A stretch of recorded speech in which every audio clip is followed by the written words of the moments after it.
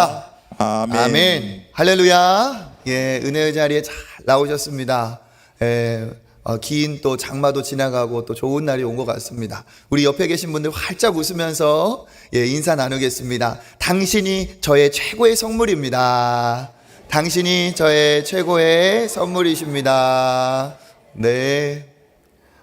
오늘도 하나님이 주시는 은혜로 또 새 힘을 얻으시는 복된 주일 되시기를 축복합니다. 예, 단기 선교팀 이렇게 이번 지난 수요 예배 때 파송식을 하면서 또 뭐 태권부를 비롯해서 우리 청년들 여러 가지 그런 팀들이 조직돼서 잘 이렇게 준비되어서 선서도 하고 결단도 했습니다. 근데 주일에 또 이렇게 오시는 분들 중에서 어떻게 선교를 가면 무슨 일이 있을까 그런 이제 궁금한 분들도 계시겠죠. 그래서 대표로 우리 선교팀 여기 풍물로 보여드렸습니다. 이렇게 풍물을 치면서 이제 그 캄보디아 곳곳에 막 마을을 이렇게 다니면 예전에 우리 막 이렇게 성경학교 북치고 했던 것처럼 그렇게 사람들이 관심을 가지고 막 따라와요. 그러면은 그들에게 이제 복음을 전할 수 있는 통로가 되고 그렇거든요. 또 오늘은 또 이렇게 앉아서 기도해 주시지만 또 때가 되었을 때 많은 분들이 또 선교에 동참할 수 있는 또 가서 그 함께 할 수 있는 그런 시간도 많이 기회가 있었으면 좋겠습니다. 한 주간 많이 기도해 주시기를 바랍니다. 우리가 여러 말을 듣는 중에 이런 말을 들은 적이 아마 있으실 겁니다. 사람은 안 바뀌어. 사람은 바뀌지 않아. 사람이 그렇게 바뀌나? 여러분 그런 얘기 들어보셨죠? 혹은 내가 해봤을 수도 있고 누군가가 나에게 그런 얘기를 하는 것을 들어보신 적도 있을 겁니다. 저도 그런 얘기를 좀 들어봤는데 어떤 분들은 뭐 교회를 다니는 분들 중에서도 그런 얘기를 하시는 분이 계시더라고요. 그리고 제가 만난 분 중에 뭐 심지어는 목회자까지도 어떤 분은 사람 안 바뀐다 뭐 이런 얘기를 하세요. 근데 저는 사실 좀 동의하기가 어렵습니다. 목사님은 어떻게 생각하세요? 만약에 저한테 물어보신다면 저는 사람은 변화될 수 있다. 저는 그렇게 확신을 합니다. 다른 방법으로는 안 된다 할지라도 딱 하나 방법이 있습니다. 무엇일까요? 그렇죠. 우리는 하나님이 만드셨어요. 우연한 존재가 아니라 하나님이 만드셨기 때문에 우리를 만드신 그 하나님을 만나면 분명히 그 사람은 변화될 수 있습니다. 안 좋은 습관들, 이전의 그런 모습들 어렵죠. 그 습관들 끊어내는 것, 그러한 새로운 삶을 살아내는 것이 어렵죠. 하지만 우리를 창조하신 하나님을 만나면 하나님께서 우리를 새롭게 하시는 줄 믿습니다. 저는 이걸 진짜 수없이 경험을 했어요. 목사님을 만나고 저는 달라졌습니다. 새 사람이 됐습니다. 사실 저를 만난 게 아니고요. 저를 통해 살아계신 제가 소개한 하나님을 만나고 그로 인해 하나님께서 새롭게 바꾸신 줄 믿습니다. 그래서 성경은 오늘 분명히 얘기하고 있어요. 고린도후서 5장 17절 같이 한번 읽어볼까요? 그런즉 누구든지 그리스도 안에 있으면 새로운 피조물이라. 이전 것은 지나갔으니 보라 새 것이 되었도다. 아멘. 분명히 얘기하고 있죠. 새로운 피조물이다. 보라 감격하면서 외치고 있습니다. 새 것이 되었도다. 하나님께서 하시면 안 된다는 사람도, 우리가 불가능하다, 가능성 없다 하는 사람도 변화되고 달라지는 줄 믿습니다. 특별히 여기에서 누구든지라고 얘기하고 있죠. 누구든지. 이건 뭐예요? 소망이에요. 소망. 누구든지 주님 안에 있으면 예외 없이 달라질 수 있다. 그리고 하나님은 소망과 함께 누구든지라는 이 단어 안에 가능성도 우리에게 보여주고 있어요. 누구든지 예외 없이, 그리고 누구든지 불가능한 사람은 없다는 거죠. 그리스도 안에 있으면 이와 같은 새로운 피조물이 되는 줄 믿습니다. 그래서 지난 주일에 이 말씀을 전하면서 핵심은 그럼 뭐냐? 새롭게 어떻게 달라지느냐? 그리스도 안에 있을 때 달라진다고 했어요. 그래서 그리스도 안에 있다는 것이 무엇인지 포도나무의 비유를 통해, 양과 목자의 비유를 통해 지난 주일 말씀을 드렸습니다. 정리하면 이것이죠. 성령을 내 안에 먼저 모셔야 내가 예수 안에 거한다. 그래서 성령을 내 안에 모시는 것이 첫 번째고, 또 뭡니까? 내가 모신 그 성령 하나님과 함께하며 친밀하게 지내는 것이, 그것이 함께하며 내가 달라지는 계기, 변화의 지속이 그 안에 있다는 거죠. 그리고 내가 주 안에 있다는 것이 무슨 뜻입니까? 주의 말씀이 또한 내 안에 있어서 그 말씀이 나를 인도하시고 내가 그 말씀을 순종하며 내가 예수 안에서 새로운 피조물이 된다고 했어요. 그래서 성령을 내 안에 모심이고 내가 하나님과 친밀해지는 것이고 하나님의 말씀을 따라 행하는 거기 때문에 모심, 친밀함, 말씀, 줄여서 모친 말씀, 그렇게 말씀을 드렸죠. 기억하시죠? 네. 그래서 누구든지 예수 그리스도 안에 있으면 성령을 모시고 그와 동행하며 말씀 따라 행하면서 새로운 사람이 된다.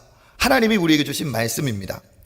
여기에서 중요한 게 그리스도 안에 있는 사람에게 이러한 일이 벌어진다 했죠. 그런데 오늘은 어떻게 하면은 이 새로운 피조물이 된 사람이 어떠한 사람들인가에 대해서 그 앞부분을 이 얘기를 드리려고 합니다. 왜냐하면 이 그런즉 누구든지라고 하는 이 시작의 그런즉은 접속사이기 때문에 그래요. 이 그런즉이라는 것은 그러므로 이게 정리하는 결론을 내는 접속사예요. 그러니까 앞의 내용을 가지고 그러므로 이런 사람이 새로운 피조물이고 이러한 사람이 예수 안에 있는 사람이다 라고 지금 선포를 하는 거거든요. 그러니까 이 앞부분의 내용을 보면 어떤 사람들을 그리스도 안에 있는 거듭난 사람이라고 말할 수 있느냐, 그 특징들이 나오기 때문에 그렇죠. 그 우리가 읽은 5장 8절에 첫 번째 한번 그 모습을 보겠습니다. 시작. 우리가 담대하여 원하는 바는 차라리 몸을 떠나 주와 함께 있는 그것이라. 아멘. 이 사람들이 담대히 원하는 바가 있다고 성경은 얘기합니다. 그리스도 안에 있는 사람은 담대히 원하는 것이 있어요. 근데 무엇을 원합니까? 차라리 몸을 떠나 주와 함께 있는 것을 원한다. 이 차라리라는 말은 더욱더 그런 말이죠. 그러니까 나는 우리가 그리스도 안에 있는 사람은 담대히 원하는데 더욱 몸을 떠나 그리스도와 함께 있기를 원한다. 여러분, 몸을 떠난다는 게 뭡니까? 이 세상을 떠난다는 거예요. 곧 죽음을 말하는 거죠. 그러니까 그리스도 안에 있는 사람의 특징 중에 한 가지가 뭐냐? 그들은 담대히 마음에 원하는 것이 있어요. 그게 뭐냐? 내가 오늘 이 땅을 떠나더라도 여기보다 주와 함께 있는 그 하나님의 나라를 사모하고 바라본다는 거예요. 이게 거듭난 사람, 예수 안에 있는 사람의 특징입니다. 이것을 가지고 오해하면 안 되죠. 죽음을 예찬하고 빨리 죽고 싶구나, 그게 아니라는 거예요. 오히려 그 반대입니다. 죽음에 대한 관점이 달라지고 새로운 삶을 살게 된다는 뜻이에요.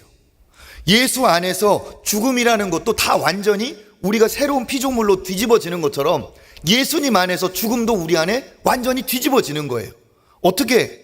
예수님 모를 때는, 예수님 밖에 있을 때 죽음은 두려움, 공포, 무서움, 미지의 어떠한 정말 우리가 해결할 수 없는 절망이 죽음이었어요. 우리는 하나님의 형상을 본떠 만들어진 영원한 존재이기 때문에 우리는 이 땅에 죽는다고 해서 끝이 아닙니다. 모든 사람들이 얘기하죠. 진화해서 우리가 만들어졌다. 그렇다면 동식물 중에 죽음을 생각하고 죽음 이후를 생각하고 걱정하는 그러한 동물, 식물이 있는지 보세요. 없어요. 오직 하나님의 형상대로 만들어진 우리에게만 영혼에 대한 개념이 있고 죽음 이후를 생각하게 됩니다. 그런데 우리는 하나님으로부터 죄로 인해 분리되었기 때문에 우리 본능적으로 우리 안에 죽음에 대한 공포, 이제 하나님의 영원한 심판에 대한 공포가 우리 안에 인정하건 인정하지 않건 내 안에 내재하고 있어요. 죽음을 두려워하지 않는 사람이 그래서 없습니다. 그러니까 예수 밖에 있을 때는 이 죽음이 이러한 공포고 영원한 절망인데 이 죽음마저도 예수 안에 있으면 완전히 180도 뒤집어져서 새로운 것이 됩니다. 어떻게? 예수 안에서 죽음이 반전이 일어나서 예수 안에 있는 자는 죄와 사망에서 해방되어 영원한 생명을 얻는 줄 믿습니다. 성령이 내 안에 오셨다는 건 내 안에 하나님이 오신 것이고 내 죄가 용서받고 하나님이 내게 영생을 주셨다는 뜻이에요. 그러니까 내가 영원한 생명을 얻었을 때 내 안에 오신 성령님은 제일 먼저 행하시는 게 있는데 그것이 뭐냐? 죽음에 대한 공포를 싹 사라지게 하세요. 죽음에 대한 두려움과 공포가 있던 사람도 예수 그리스도를 구주로 영접하여 생명의 영이신 성령이 오시면 마치 아무리 눈이 녹아도 밝은 해가, 따뜻한 해가 뜨면 싹 녹아버리는 것처럼, 아무리 짙은 안개가 있어도 태양이 뜨면 싹 사라져버리는 것처럼 내 안에 나를 옥죄고 있던 모든 두려움들이 성령이 내게 오시면서 죽음에 대한 공포가 사라집니다. 그리고 그 죽음에 대한 공포가 사라지는 것으로 멈추지 않고 천국에 대한 기대와 소망이 내 안에 생겨요. 그 생명의 성령의 법이 우리를 죄와 사망의 법에서 해방하고 천국의 축복을 주신 이후에 어떤 일이 벌어지느냐, 그 천국에 대한 소망은 점점 하나님과 동행하면서 기대가 되고 소망이 되고 점점 자라요. 그래서 어떻게 되느냐, 예수 그리스도를 영접하고 주님을 모시고 동행하는 사람의 삶에 일어나는 특징이 뭐냐, 그 하나님이 계신 그 하나님의 나라, 거기에 대한 사모함과 기대가 생깁니다. 그리고 그게 커져요. 천국이 커져요, 내 안에서. 그래서 예수님께서 천국의 비유를 이렇게 얘기하셨죠. 마태복음 13장 31절에서 33절 읽어보겠습니다. 시작. 또 들어 이르시되 천국은 마치 자기 밭에 갖다 심은 겨자씨 한 알 같으니 이는 모든 씨보다 작은 것이로되 자란 후에는 풀보다 커서 나무가 되매 공중의 새들이 와서 그 가지에 깃들이느니라. 또 33절, 또 비유로 천국은 마치 여자가 가루 서말 속에 갖다 넣어 전부 부풀게 한 누룩과 같으니라. 아멘. 공통점이 있죠. 작은 겨자씨와 뒤에 있는 누룩, 작은 양입니다.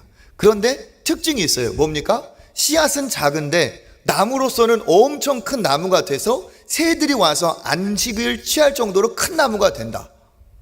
누룩도 아주 적은 양인데 온 가루를, 온 반죽을 부풀게 하는 팽창력이 있다, 커진다는 거예요. 그러니까 천국은 우리 안에 예수께서 오셨을 때 천국에 대한 기대와 소망을 주시는데, 그것이 어떻게 되느냐, 하나님과 동행하며 함께 하면서, 야, 이렇게 주님과 동행하는 것이 기쁜데 하나님의 나라는 얼마나 더 어마어마한 은혜와 기쁨이 넘치겠는가 하면서 하나님의 나라에 대한 그 기대와 소망이 어떻게 돼요? 점점 커진다는 거예요. 그 커지는 하나님의 나라에 대한 기대와 소망이 어떻게 고백하게 되느냐, 나는 이 땅이 아무리 좋다고 해도 천국이 기대가 돼, 그곳이 정말 빨리 왔으면 좋겠어, 이러한 고백이 분명히 있다는 거예요. 예를 들면 이런 거죠. 우리가 진짜 보고 싶은 사람을 만나러 어느 곳에 간다. 내가 좋은 휴양지를 예약을 해서 그 날짜를 딱 예약을 해놨다. 그러면 어떨까요? 그 날짜가 하루하루 다가올수록 어때요?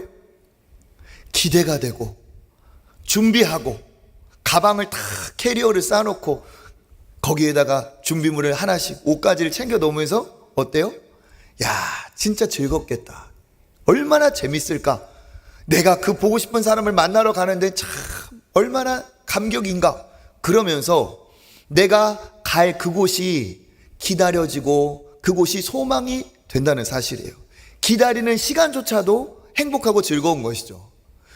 여러분, 아무리 휴양지가 좋고 아무리 대단한 사람을 만난다 할지라도 하나님의 나라에 비할 수 없는 줄 믿습니다. 하나님의 나라는 이 땅에 온 우주에 있는 어떠한 곳보다도 진짜 만족과 기쁨이 충만한 곳이라고 성경은 이야기하고 있습니다. 가보지 않았다고 해도 성령이 내 안에 거하시면 그 천국의 기쁨을 맛보게 하시면서 내가 그곳을 바라보게 하고 하나님이 그것을 사모하게 하신다는 거예요. 그래서 이 천국에 대한 기대와 소망은 오늘을 사는 나에게 정말 아주 긍정적인 영향을 미칩니다. 나중에 죽어서 가는 천국, 이게 아니라 오늘을 살게 하는 힘을 주는 거죠. 우리 마태복음 13장 44절 한번 읽어보겠습니다. 천국은 마치 밭에 감추인 보화와 같으니 사람이 이를 발견한 후 숨겨두고 기뻐하며 돌아가서 자기의 소유를 다 팔아 그 밭을 사느니라. 아멘. 천국은 마치 감추인 보화와 같아서 그것을 발견한 사람에게는 주체할 수 없는 기쁨이 된다는 사실이에요. 그러니까 이게 어떻게 되느냐? 내가 나중에 죽어서 가는 천국이라 할지라도 하나님이 천국의 기쁨을 내게 오늘 맛보게 하심으로 그 기대와 소망이 내 안에 점점 커지면서 내가 살다가 고난을 당할 때, 어려울 때, 힘들 때 하나님이 무엇을 떠오르게 하세요? 천국을 떠오르게 하세요. 그래, 지금은 힘들지만 이 어려움 중에 있지만 하나님이 내게 응답하여 주셔서 이 어려움을 넘게 하실 거야.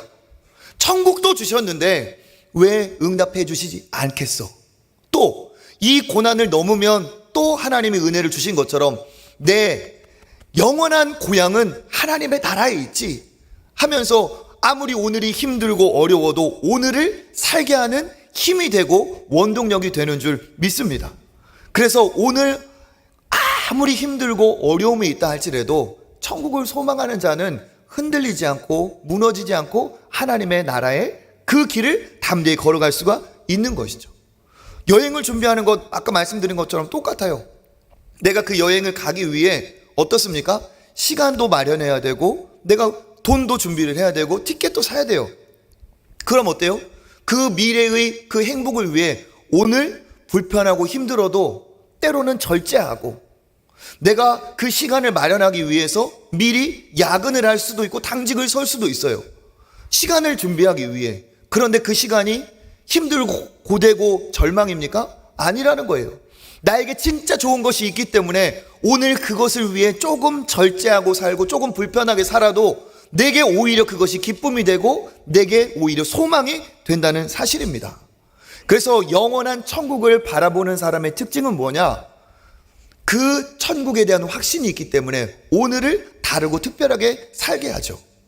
그 다르고 특별하게 살게 하는 삶이 어떤 것인가? 그 다음 절 한번 읽어보겠습니다. 그런즉 우리는 몸으로 있든지 떠나든지 주를 기쁘시게 하는 자가 되기를 힘쓰노라. 아멘.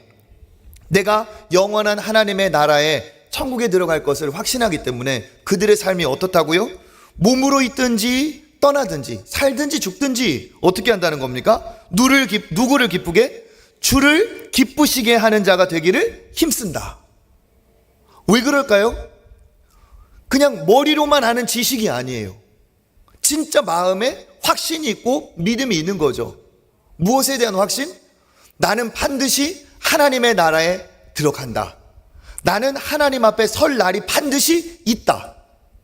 그러면 여행을 위해서 준비하듯이 하나님 앞에 설 준비를 할까요? 안 할까요? 하게 되어 있어요. 어떤 준비일까요? 내가 하나님을 만났을 때 나를 그렇게 사랑해 주시고 천국으로 인도하신 하나님께 내가 기쁨이 되어주고 싶죠. 내가 하나님 앞에 칭찬받는 사람이 되고 싶고 나로 인해 하나님이 진짜 기뻐하신다면 얼마나 그날 나에게 큰 만족이 있을 것인가, 얼마나 큰 축복인가, 그러면서 그의 삶이 바뀌게 되어 있어요. 그래서 진짜 천국의 이 축복을 받은 사람은 삶의 목적이 바뀝니다. 내 목적은 누구를 기쁘시게?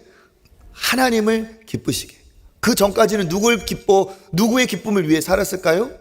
나의 기쁨을 위해 살았어요. 오로지 내 기쁨을 위해서 살았던 사람이 진짜 하나님을 만나고 하나님을 만나는 그날이 있기 때문에 이제는 나의 기쁨을 조금은 내려놓더라도 하나님의 기쁨이 되는 삶을 위해 살게 되어 있다는 사실입니다. 그리고 하나님 앞에 섰을 때 부끄러움이 없도록 내 삶을 변화시켜 가죠. 죄에 대한 것을 끊어버리고 의로운 자가 되기 위해 애쓸 것이고 내 더러움을 다 씻어내고 부정한 것이 아닌 정결한 삶이 되도록 노력할 것이고 지금까지는 나 중심의 삶을 살았던 사람이 하나님 중심, 이웃을 사랑하는 이웃 중심의 삶을 살게 될 것이고 그러니까 천국에 확신이 있는 사람, 예수 안에 있는 사람의 모습은 이렇게 변화될 수밖에 없다는 거죠. 예수님이 나를 위해 죽으셨습니다 라고 말만 하지 않는다는 거예요. 예수님이 나를 위해 그 대가를 치르셔서 이 천국의 소망을 주셨으니 나도 주님의 기쁨이 되도록 나도 그렇게 행동하고 나도 순종하고 믿음의 삶을 살고 지속하고 변함없이 힘들어도 더 그날의 기쁨을 위해 내가 살아갈 수밖에 없습니다. 그러니까 이런 분도 제가 봤어요. 목사님, 예수 믿으면 천국 간다고 하는데 제가 지금은 바빠서, 지금은 재밌는 게 너무 많아서, 어차피 믿으면 천국 간다는데 나중에 죽기 전에 깔딱깔딱 할 때, 그때 내가 예수 믿고 그때 천국 가면은 여기서 놀 만큼 놀고 즐길 건 즐기고 천국도 가고 저는 그렇게 할랍니다 하는 분을 제가 만난 적이 있어요. 전주에서 말고. 근데 그건 어리석은 것이고 이 하나님의 이 뜻을 깨닫지 못한 거예요. 이 세상에 있는 모든 것이 아무리 좋다 한들 천국과 비할 바가 없고, 진짜 천국이 있고 하나님의 나라가 있다면 그 만나는 그날을 위해 우리가 달려가는 것이, 이게 진짜 믿음의 사람의 모습이지, 나중에 부끄러운 모습으로 하나님 앞에 겨우 서겠다? 그게 아니라는 사실입니다. 이번에 올림픽이 열렸죠. 그 사람들이 4년 만에 이제 다시 올림픽 무대에 선수들이 섰어요. 그러면 그 사람들이 어떤 사람일까요? 올림픽 열리기 전에, 일주일 전에 티켓 정도 끊어가지고 가서 한번 해보자 이랬을까요? 아니라는 거예요. 그 4년이라는 주어진 시간 동안 정말 구슬땀을 흘리면서 뼈를 깎는 각고의 노력을 하여 그 자리에 올라가서 올림픽이라는 무대에서 모든 것을 다 쏟아서 거기에서 승부를 내고자 하는 거죠. 마찬가지라는 겁니다. 우리가 진짜 예수 안에 거듭난 구원의 사람이라 한다면 나중에 그냥 그때 보지 뭐, 이게 아니라는 거예요. 예수 그리스도로 거듭난 이 축복을 내가 한 살이라도 더 젊을 때 지금 하나님이 주신 것에 감격하여, 이제는 지금까지 나를 위해 살았지만 하나님 앞에 설 그날을 생각하며 이제는 하나님을 위해, 주의 기쁨을 위해 한번 살아보겠습니다. 이렇게 되는 게 정상이라는 거죠. 이 바울이 그런 삶을 살았어요.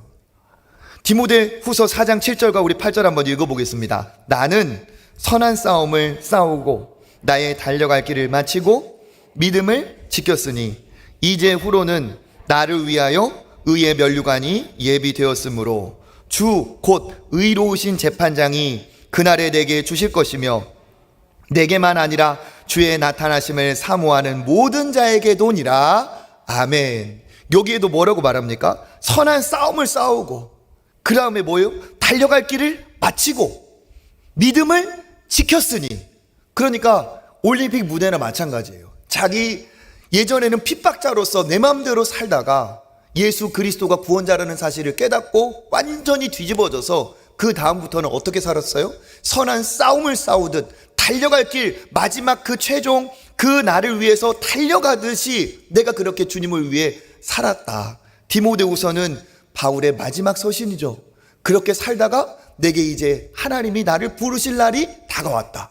그때 뭐라고 말합니까?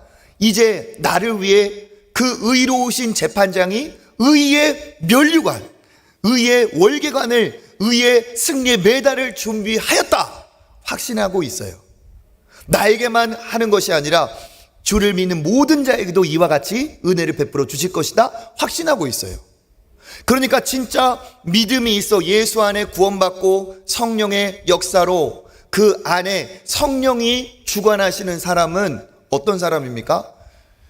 천국을 그냥 이론적으로, 개념적으로 나중에 그러지 않아요. 실제로 존재하는 곳이라고 성경이 얘기하는 것처럼 그것을 믿고 그날을 위해 달려가게 되어 있어요.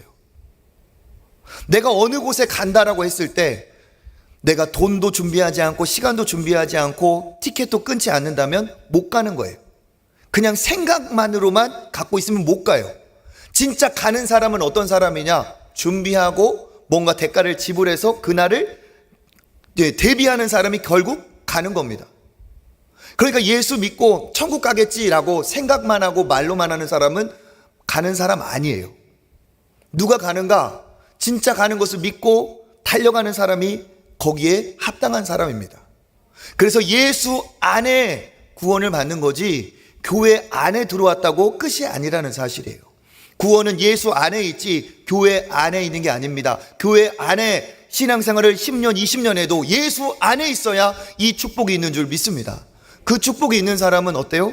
이러한 자발적인 놀라운 역사가 일어난다는 거예요. 시켜서 안 해요. 억지로, 의무적으로 아닙니다. 은혜 받은 자, 천국에 확신이 있는 자는 그렇게 사라질 수밖에 없습니다. 우리 믿음의 위인 중에 주기철 목사님이라는 분이 계시죠. 우리나라 일만 역사에는 독립투사이기도 하고 우리 신앙의 역사에는 신사참배를 거절한 우상숭배를 끝까지 부인한 그러한 믿음의 위인입니다. 그가 옥고를 치르고 정말 투옥과 석방을 5번이나 반복하다가 그 고문 중에 마지막 그 옥 중에 이제 순교를 하셨죠. 그가 마지막으로 5번째 옥에 투옥되실 때 그 성도들에게 뭐라고 글을 남겼느냐, 이렇게 남겼습니다. 제가 한번 읽어볼 테니까 한번 눈으로 보세요. 주님을 위하여 이제 당하는 수욕을 내가 피하였다가 이 다음에 주님이 너는 내 이름과 평안과 내 즐거움은 다 받아 누리고 내가 준 그 고난의 잔을 어찌하고 왔느냐 물으시면 내가 무슨 말을 하겠습니까? 주님을 위하여 져야 할 이 십자가, 주님이 주신 이 십자가를 피하였다가 주님이 이 다음에 너는 내가 준 십자가를 어찌하고 왔느냐 물으시면 내가 주님의 얼굴을 배울 수 있겠습니까? 오직 나에게는 일사가고만 있을 뿐입니다. 이 목사님이 이와 같은 말을 남기고 마지막으로 가셨어요. 그리고 서대문 형무소에서 세상을 떠나셨죠. 이 목사님이 끝까지 지킬 수 있었던, 믿음의 절개를 끝까지 지킬 수 있었던 이유가 뭘까요? 이분은 확신하고 있었고 이분은 진짜 믿었어요. 무엇을 믿었습니까? 다시 주님을 만나는 그날이 있다는 거야. 내가 주님을 만나는 그날이 있는데 내가 내 평안을 위해서 주님을 부인하기보다 차라리 내가 주님 때문에 고난을 당하고 하나님 앞에 서는 것이 이게 진짜 하나님의 영광이다라고 그는 믿었던 거예요. 그러니까 오늘 우리가 읽은 고백, 우리 9절 다시 한번 읽어볼까요? 그런즉 우리는 몸으로 있든지 떠나든지 주를 기쁘시게 하는 자가 되기를 힘쓰노라 하는 이것은 절대 농담이 아니라는 거예요. 주를 기쁘시게 하는 자가 되는 이 목적을 위해서 살든지 죽든지 나는 어찌하든지 주님의 기쁨이 되기 위해 이렇게 살아가겠다는 그의 다짐이 여기에 있습니다. 그러다 보면 사람들이 이해를 못할 때도 있겠죠. 그러면 무슨 얘기를 들을까요? 저 사람 제정신이 아니야. 저 사람 진짜 미친 것 아니야? 이런 얘기를 들을 수가 있어요. 그 얘기입니다. 우리 13절 한번 읽어보겠습니다. 우리가 만일 미쳤어도 하나님을 위한 것이요 정신이 온전하여도 너희를 위한 것이니 아멘. 미쳤다는 말, 하나님을 위해서 미쳤다는 말을 들어도 우리는 너희를 위한 거고 하나님을 위한 것이다 얘기하고 있습니다. 실제로 미친 것 같은, 진짜 완전히 제정신이 아닌 것 같은 행동을 바울이 하고 있어요. 바울이 복음을 전하다가 감옥에 갔습니다. 그 감옥에서 빌립보서를 썼어요. 그 빌립보서를 쓴 바울이 그 감옥 안에서 진짜 억울할 텐데, 진짜 빨리 나가고 싶을 텐데 그가 한 고백은 정반대의 이야기예요. 빌립보서 1장 20절 21절 읽어보겠습니다. 나의 간절한 기대와 소망을 따라 아무 일에든지 부끄러워하지 아니하고 지금도 전과 같이 온전히 담대하여 살든지 죽든지 내 몸에서 그리스도가 존귀하게 되려 하나니 이는 내게 사는 것이 그리스도니 죽는 것도 유익함이라. 아멘. 여기서도 뭐라고 하고 있어요? 빨리 나가고 싶다, 억울하다, 나는 죄가 없다, 이런 얘기를 해야 이게 정상인데 뭐라고 하고 있습니까? 살든지 죽든지 온전히 담대하여 나의 몸에 나를 통해 그리스도가 존귀하게 되기를 나는 원한다. 내게 사는 것, 나를 통해 살아나시는 것이 그리스도라면 나의 죽음도 나는 유익하다고 생각한다. 이거는 정상적인 사고에서 나올 수 없는 말이에요. 그런데 어떻게 이런 말이 나온 거죠? 진짜 천국이 있음을 믿고 그 앞에 설 그날을 소망하며 내가 하나님의 기쁨이 되고자 하는 복음 전파를 위한 그의 사명이 이러한 특별한 삶을 살게 만들었다는 거죠. 실제로 사도행전에 보면 그의 신문 과정에서 바울이 미쳤다는 얘기를 들은 대목이 있습니다. 사도행전 26장 24절 25절 읽어보겠습니다. 바울이 이같이 변명하매 베스도가 크게 소리내어 이르되 바울아 내가 미쳤도다. 내 많은 학문이 너를 미치게 한다 하니 바울이 이르되 베스도 각하여 내가 미친 것이 아니오 참되고 온전한 말을 하나이다. 아멘. 지금 이 상황이 어떤 상황이냐? 로마 총독이 있고요. 그리고 유대 지방을 다스리는 아그리빠라는 유대 왕이 있어요. 그 권세자가 세상의 모든 권세를 가진 로마의 대표 총독과 그리고 유대의 왕이 지금 죄수인 바울을 신문하고 있는 상황이에요. 근데 그가 정말 정상적인 생각을 했다면 저는 억울합니다. 제가 조금이라도 형량을 좀 줄여줬으면 좋겠습니다. 이런 것을 부탁하는 게 맞죠. 그런데 그가 뭐라고 말을 하느냐? 그 왕 앞에서, 그 총독 앞에서 오히려 그것을 기회로 삼아 로마 총독에게 예수 그리스도를 전하고 있고 유대 왕에게 예수 그리스도를 얘기하고 있어요. 나는 원래 예수님을 부정하던 핍박자였는데, 나는 예수가 가짜고 사기꾼인 줄 알았는데, 내가 엄청난 빛 가운데 그를 만났고 그가 부활의 예수 나의 구원자라는 사실을 진짜 체험한 다음에 나는 천국의 확신을 가졌고 이 복음만이 유일한 소망임을 깨달아서 누구를 가든지 어디를 가든지 이와 같은 복음을 전하며 살았습니다. 즉 무슨 말이에요? 당신들도 예수 그리스도를 믿고 거듭나야 됩니다. 얘기를 하는 거예요. 그러면서 그 신문의 과정에 그가 이 말을 어떻게 정리합니까? 유명한 29절 말씀 읽어보겠습니다. 바울이 이르되 말이 적으나 많으나 당신뿐만 아니라 오늘 내 말을 듣는 모든 사람도 다 이렇게 결박된 것 외에는 나와 같이 되기를 하나님께 원하나이다 하니라. 아멘. 뭐라고 하고 있어요? 죄수가 된 것은 정말 내게 안타까운 일이지만 말이 많든 적든 저는 이거 한 가지는 확신 있게 얘기합니다. 내가 이렇게 옥에 갇힌 것을 제외하고 나로 인해 예수 그리스도를 증거하는 이러한 삶을 사는 것은 당신들 모두가 나와 같이 되기를 원합니다. 예외 없이 나와 같이 되기를 원합니다. 얘기하고 있어요. 이게 진짜 하나님을 만난 사람의 모습이라는 거죠. 그는 이렇게 나의 달려갈 갈 길과 주 예수께 받은 사명, 은혜의 복음을 전하는 일을 위해서는 그것을 마치려 하면 자기의 생명을 조금도 귀한 것으로 여기지 않은 믿음의 사람이었습니다. 무엇이 이 사람을 그렇게 만들었을까요? 하나님의 사랑에 붙들리고 그 하나님의 사랑에 감격한 그 사람이 누가 강요하지 않아도 그 길을 갈 수밖에 없었던 거죠.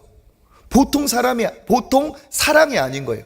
자기가 받은 사랑이 예수 그리스도의 생명 주신 사랑이에요. 나를 위해서 죽어줄 수 있는 사람이 여러분 계십니까?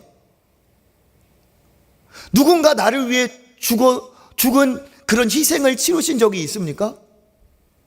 반대로 내가 누구를 위해 죽어줄 수 있을 만큼 누구를 사랑하고 계십니까? 절대로 쉬운 게 아니에요. 그런데 하나님이 우리를 그렇게 사랑하셨다는 거예요. 아들을 주시기까지 사랑하시고 예수 그리스도는 자기 생명을 우리를 위해 내어주시기까지 사랑했어요.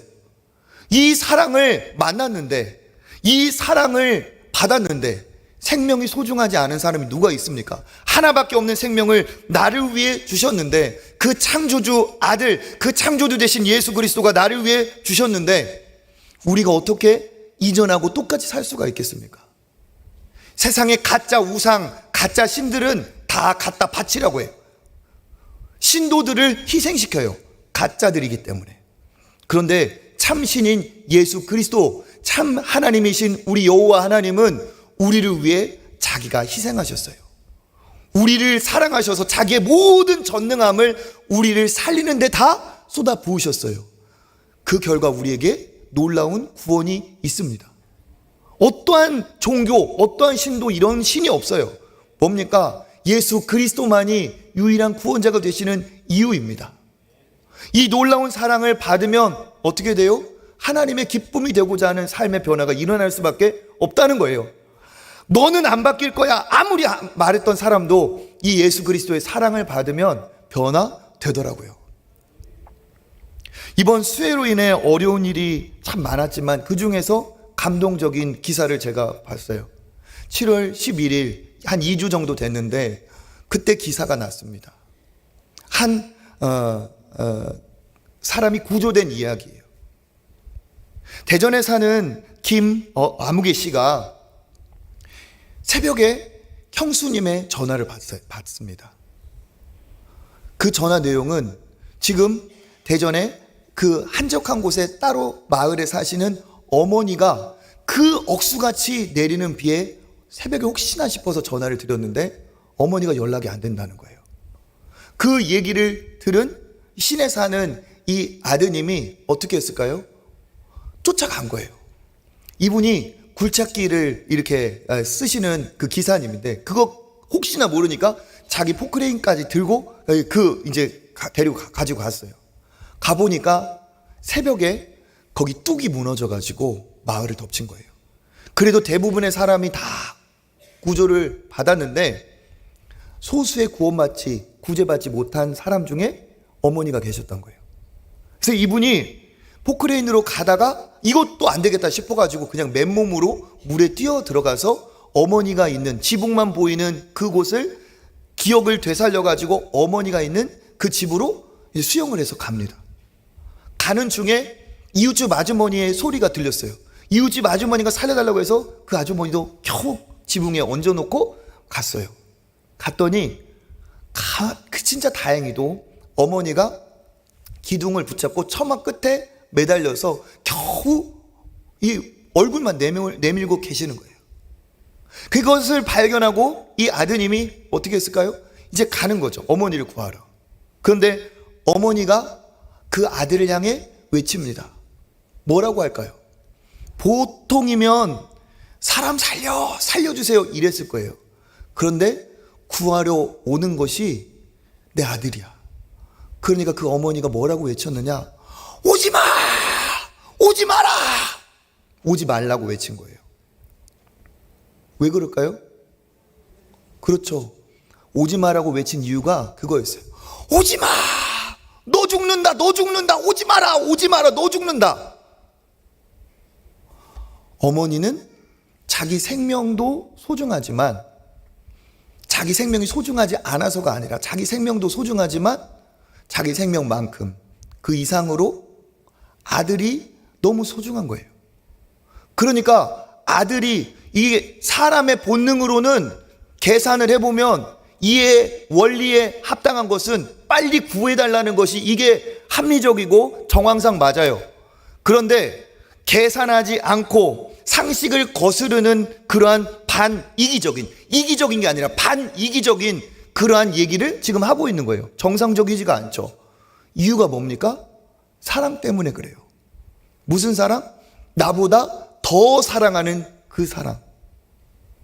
여러분, 왜 그리스도 안에서 사람이 변화된다고 그렇게 확신 있게 성경은 얘기하고 있을까요? 이 놀라운 나를 위해 어마어마한 사랑이 부어졌다는 것을 체험하면 그 사랑이 그 사람을 뒤바꾸고 변화시킬 수밖에 없습니다. 그 얘기를 들은 아들이 어땠을까요? 실제 인터뷰하는 내용을 들으니까 울면서 인터뷰를 하셨더라고요. 어떻게? 어머니가 오지 말라고 하는데 어떻게 안 갑니까? 그렇죠. 이분 역시 그래요. 자기의 생명을 위해서는 안 가는 게 맞는데 오지 말라는 나보다 자기를 더 사랑하시는 어머니의 사랑을 대면하니까 자기 자신을 희생하지 않을 수가 없는 거예요. 그 큰 사랑에 자기도 반응하지 않을 수가 없는 거예요. 계산 안 하고 반상식적이고 반이기적인 선택을 할 수밖에 없는 거예요. 그래서 어떻게 합니까? 어머니를 향해 겨우 가서 어머니를 진짜 구사일생으로 살려냈어요. 10분도 안 지내서 어머니가 매달리고 있던 처마까지 물이 차올라서 진짜 어머니가 위기일 때 구해낸 거예요. 여러분, 하나님이 우리를 위해 행하신 사랑은 지금 말씀드린 것처럼 반이성적인, 반상식적인, 반이기적인 사랑이에요. 하나님이 바보가 아니고서야 그렇게 하실 수가 없어요. 그런데 하나님은 그러한 하나님답지 않은 행함을 대가를 치르셨어요. 왜 그러느냐? 우리를 자기보다 더 사랑하셨기 때문에 하늘의 영광의 보좌에서 그냥 지켜볼 수만 없어서 우리를 위해 십자가를 지시고 이 땅에 오신 줄, 십자가를 지시러 이 땅에 오신 줄 믿습니다.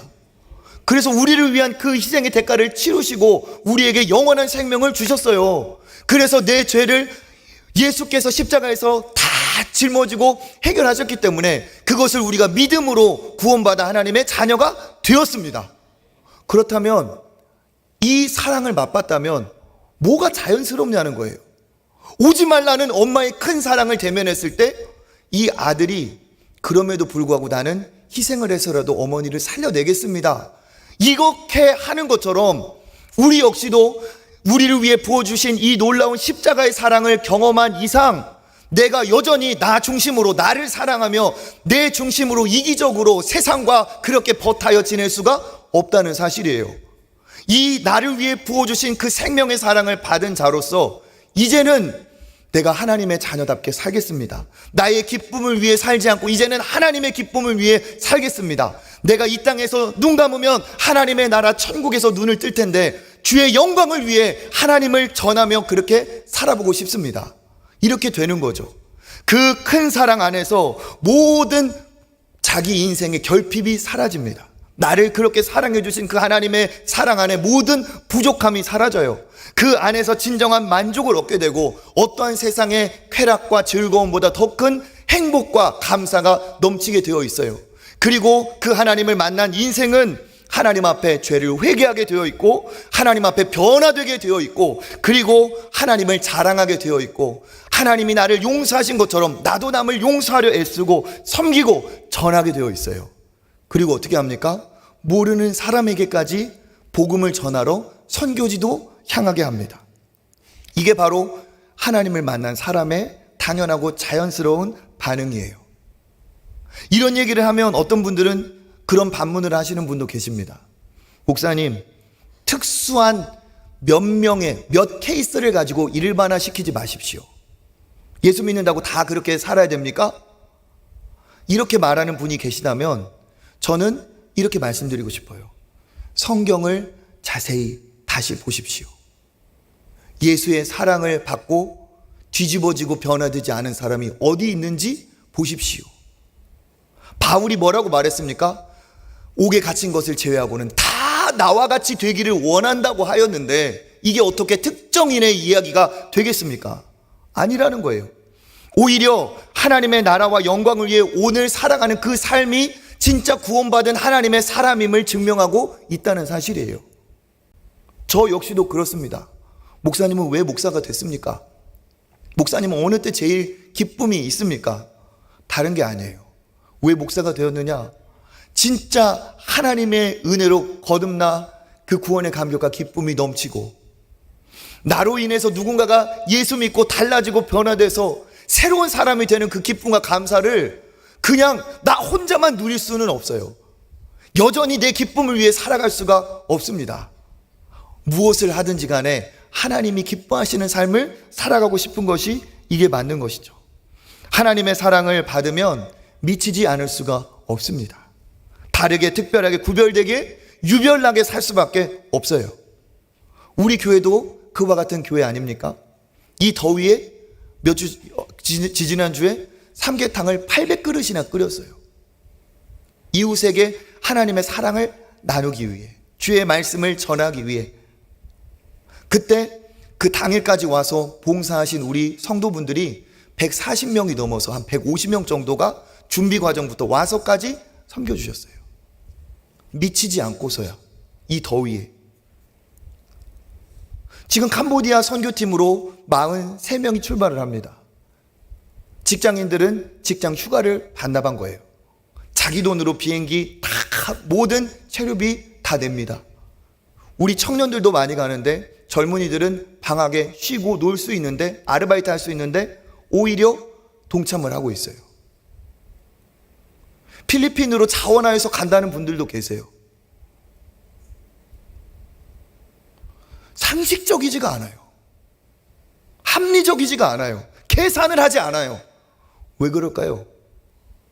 그 한량없는 하나님의 무한한 사랑을 받았기 때문에 그 사랑이 우리를 그와 같이 미치게 하는 거예요. 이번에 주일학교 수련회 성경학교 정말 너무 은혜롭게 잘 진행이 됐습니다. 기도해 주셔서 감사해요. 그런데 그 과정이 얼마나 참 우리 교사들의 눈물 어린 기도와 땀이 있었는지, 아이들이 하나님을 만나고 은혜를 받고 얼마나 행복했는지 모릅니다. 거기에도 여전히 우리 젊은 청년 교사들이 유치부부터 중등부, 고등부 후배들을 위해서 그렇게 헌신을 하는 거예요. 누가 시켜서 하는 게 아닙니다. 기뻐서 자원하여. 어떤 분들은 이런 사람들도 있더라고요. 교회에서 봉사하면 교회에서 월급 받는 줄 알아요. 아니죠. 왜 그렇습니까? 이미 받은 하나님의 사랑이 우리를 그렇게 살게 하는 줄 믿습니다. 그러니까 너 정상 아니야. 학교에서, 가정에서, 직장에서 너 예수 믿고 미친 것 같아, 예수에 미친 것 같아 라고 한다면 그 사람이 정상이에요. 미쳤다는 얘기를 들은 그 사람이 정상이에요. 미쳤다는 얘기 한 번쯤은 들어봐야 진짜 하나님 사랑 아는 사람이에요. 반대로 예수를 믿는 지 수십 년이 지났는데 누구도 나를 예수 믿는 줄도 모르고, 누구도 나에게 너 예수님 때문에 너 예수에 미쳤구나 이런 얘기, 너 예수 믿고 정상적으로 잘 사는구나 이런 얘기 만약에 듣는다면 그게 정상이 아니라 그게 비정상이에요. 모든 것을 내어주고도 주님 앞에 던지게 하는 게 이게 진짜 믿음의 사람 아니고 뭐겠습니까? 뭐든 우리가 붙드는 것은 예수 아니면 다 결국은 헛된 거예요. 예수님이 우리 안에 충만할 때 그것만이 우리에게 진정한 축복인 줄 믿습니다. 사람들은 자기 안에 돈, 연봉, 주식, 부동산, SNS, 취미, 운동, 쾌락, 출세, 자식 등등등 그것으로 자기 자신을 채워가죠. 그리고 그것이 허무하면 중독으로 가고 공허해요. 모든 것은 우리를 배신합니다. 오직 예수 그리스도로 충만한 사람만이 진정한 기쁨이 있는 줄 믿습니다.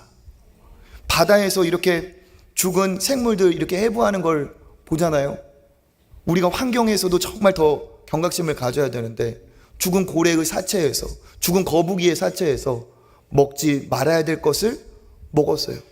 양식인 줄 알고 쓰레기를 먹어서 탈락 폐사한 거예요. 우리 인생도 마찬가지예요. 우리가 무엇으로 충만하고 무엇으로 채워야 되느냐, 무엇 안에 거해야 되느냐, 우리가 예수 안에 거하는 삶만이 진정한 축복된 삶인 줄 믿습니다. 예수 안에 거하는 사람은 천국을 사모하게 되어 있고 천국을 기대하고 소망하게 되어 있고 그것을 위해 기쁘게 준비하게 되어 있어요. 그 바울의 모습처럼 전력 질주하게 되어 있어요. 이렇게 산 인생만이 진짜 축복된 인생인 줄 믿습니다. 그리스도 안에서 그리스도를 모시고 그리스도와 함께 이렇게 믿음의 길을 잘 달려가시는 저와 여러분이 되시기를 주님의 이름으로 축복합니다. 우리 이 시간에 충만